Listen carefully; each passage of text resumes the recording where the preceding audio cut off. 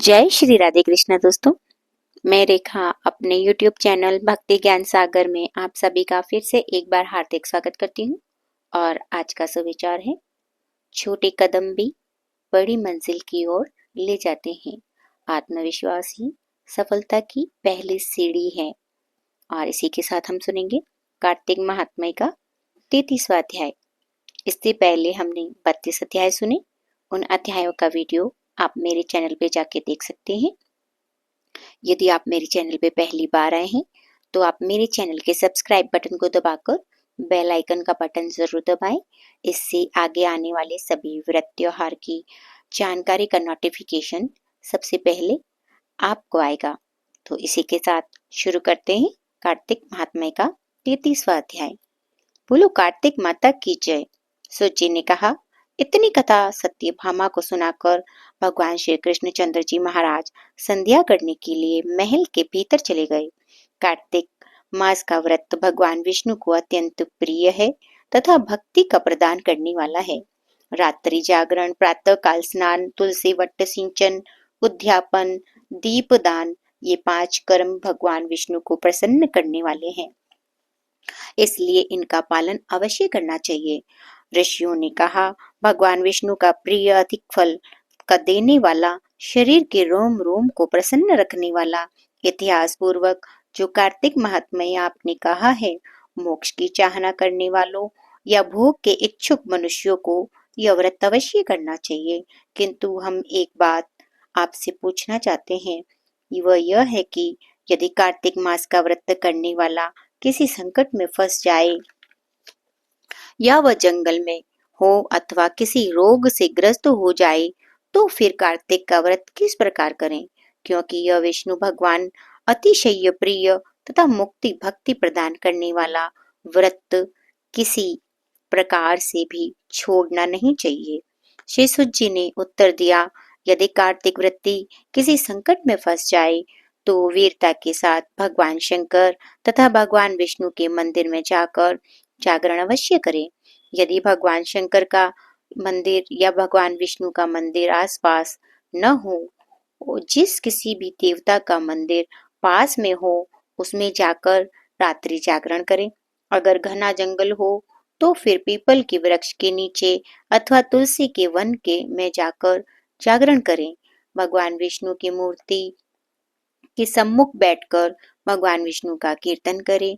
ऐसा करने से 1000 गौओं के दान के बराबर फल मिलता है। जो व्यक्ति विष्णु के कीर्तन में बाजा बजाता है उसको वाजपेय यज्ञ की बराबर फल मिलता है। और हरि कीर्तन में नृत्य करने वाले प्राणी को समस्त तीर्थों में स्नान करने वाले फल मिलता है। किसी संकट के समय या रोगी हो जाने पर और यदि जल न मिल सके तो केवल भगवान विष्णु के नाम मात्र से मार्जन ही कर ले।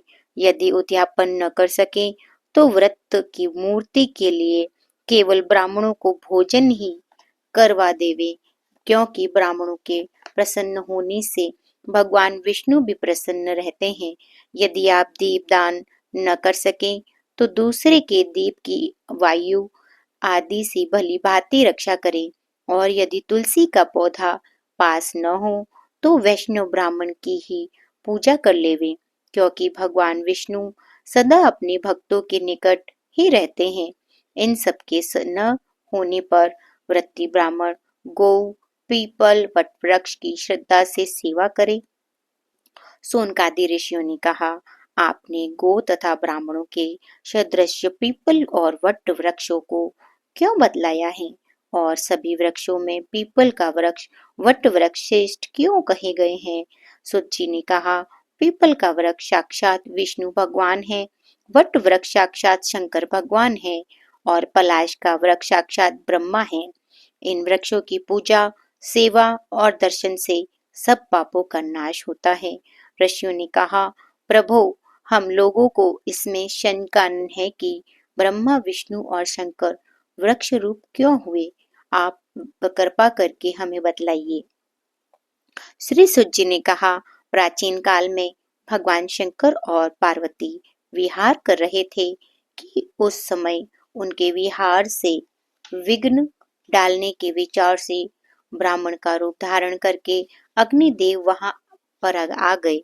विहार के आनंद का नाश हो जाने के कारण क्रोध में भरकर श्री पार्वती जी ने समस्त देवताओं को शाप दे डाला। पार्वती जी ने कहा, हे देवताओं, विषय सुख को कीट पतंग भी जानते हैं, उस पर आप लोगों ने देवता होकर विघ्न डाला है, इसीलिए आप सब लोग वृक्ष हो जाओ।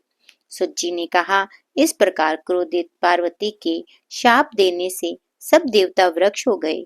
इसी कारण भगवान विष्णु तथा शंकर भगवान दोनों पीपल और वट वृक्ष हो गए। इसी कारण भगवान विष्णु का शनि देव के साथ भोग होने के कारण केवल शनिवार को ही पीपल को स्पर्श करना चाहिए और किसी दिन नहीं। और इसी के साथ ये अध्याय समाप्त होता है। दोस्तों, वीडियो अच्छा लगा हो तो वीडियो को लाइक अवश्य करें। इसी के साथ मिलते हैं हमारे अगले अध्याय में अगले वीडियो के साथ। आपका दिन शुभ और मंगलमय हो, इसी कामना के साथ जय श्री राधे कृष्णा। दोस्तों।